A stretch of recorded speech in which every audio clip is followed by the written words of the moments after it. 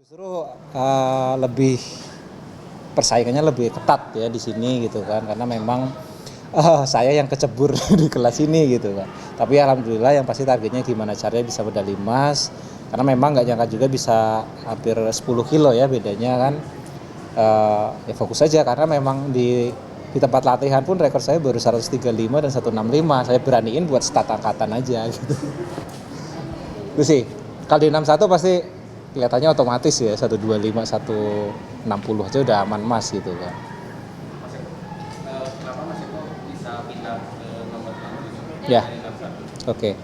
Jadi ya mungkin seminggu sebelum berangkat saya ada ketarik di posisi di pinggang. Jadi kalau saya harus turun lagi kemungkinan bebanin pinggang karena cairan bakal berkurang. Jadi daripada hancur jadi mending saya gambling aja naik bersaing dengan yang di atas. Itu sih. Seterusnya akan di 67 atau Tadi saya bagaimana tadi nggak Mas? terlalu jelas kedengeran. Persaingan tadi dengan sama Olimpiade tadi gimana di kelas 6? Oke, yang sebenarnya ketat ya kan, cuman beruntung kita menang di snatch gitu kan, jadi ninggalin di snatch, jadi clean and jerknya kita tinggal ngatur ritmenya aja untuk cari medali emasnya. Bersyukurnya juga Triyatno, Denny dan Yasin juga kan mereka berebut di medali, jadi saya sendiri nggak dikejar gitu loh. Mungkin kalau salah satunya sudah aman di perak, kemungkinan Denny atau Triyatno pasti dia akan melempar ke atas di atas 170-an gitu kan, karena diganggu medalinya mereka akan save di medalinya sendiri gitu loh. Jadi saya tidak langsung start angkatan itu saya 165 udah kekunci untuk medali emasnya gitu loh.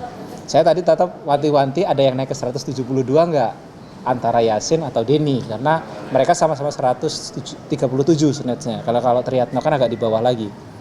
Tapi kok kalau melihat penampilan di PON ini nih, kan kemarin Eko di nomor 1, Iya. sekarang main di 67. Kalau melihat dari atlet sekarang yang tampil di PON, kira-kira udah ada belum sih kayak yang bisa jadi penerusnya Eko nih ke depannya gitu? Gimana ya? Kalau untuk internasional masih belum ya.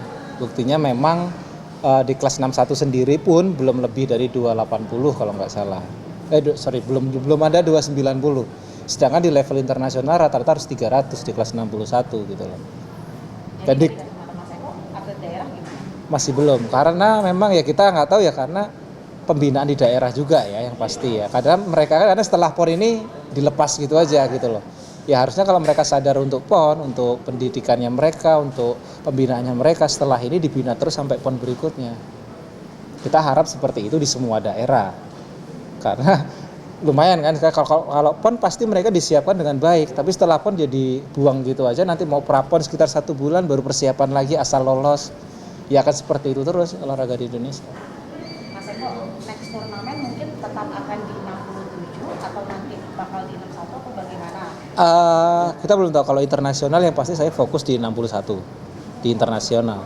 Kalau di nasional kita lihat kondisinya, karena kayak kemarin kan kita habis Olimpik, pulang karantina gitu kan, terus awal September baru mulai latihan lagi, posisinya terlalu banyak liburnya dan kita harus pulihin angkatan secepat mungkin, akhirnya banyak otot yang belum siap, itu yang bikin agak sedikit terasa agak ngilu lah, sakit lah, jadi akhirnya oke lah kita akan naik di kelas itu supaya bisa bersaing, nggak apa-apa, dari penting kita bersaing di angkatan daripada kita hancur di posisi cedera itu gitu loh.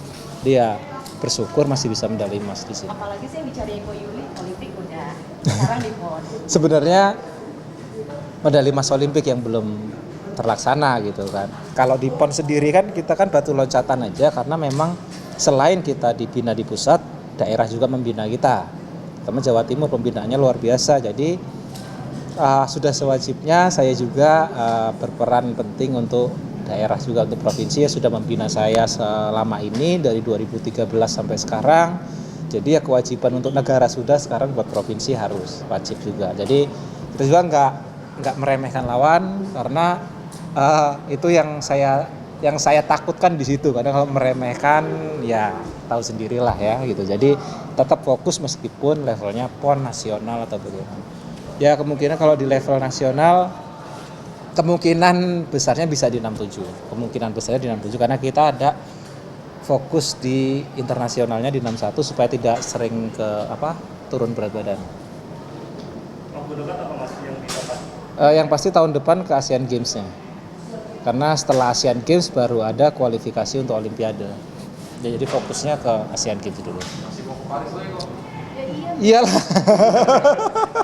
Mas Eko, seberapa strategis Mas Eko mengatur persaingan dengan lawan-lawannya? Karena kan nanti di Asian Games juga pasti banyak lawan yang lebih muda dan bisa menjadi pesaing berat buat Mas Eko. Ya, yang penting sih saya fokusnya untuk persiapan di diri sendiri karena memang kita udah senior juga, udah di atas 30 tahun, bahkan mungkin ke depan Olimpik depan udah 35, jadi tinggal lebih ke treatmentnya ke atlet yang senior ya, terutama untuk recovery-nya, gizinya, cara latihannya, mungkin itu perlu didiskusikan lagi. Kalau lawan-lawan mereka kita tahu semua di internasional rata-rata di kelas 61 itu kan antara 140 dan 170, tidak jauh dari itu udah pasti medali gitu loh. Kita hanya memulihkan lagi ke sana, tapi recovery ini kan kalau kita lagi usia udah lebih lanjut otomatis harus lebih sering, yang tadinya mungkin 2 minggu sekali massage kita harus bisa mungkin seminggu bisa 2 atau 3 kali gitu loh, dan lebih melekat sih saya pikir ya. Mudah-mudahan ke depan bisa dikoreksi lagi lah persiapannya. Terima kasih semua.